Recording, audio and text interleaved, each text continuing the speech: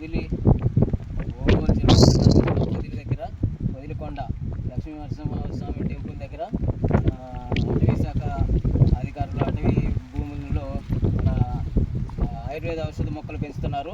అయితే ఒంగోలు డివిజన్ దీంట్లో మొత్తం 22,220 రకాల ఔషధ మొక్కలు పెంచుతున్నారు. వాటిలో అన్ని రకాల ఔషధ మొక్కలు ఉన్నాయి. అవి ఏమంటా రావి, వేప, నెమలినార, తర్వాత నేరేడు, మర్రి, చింత అనేక రకాల ఔషధ మొక్కలు మనకి ఇక్కడ అందుబాటులో ఉన్నాయి.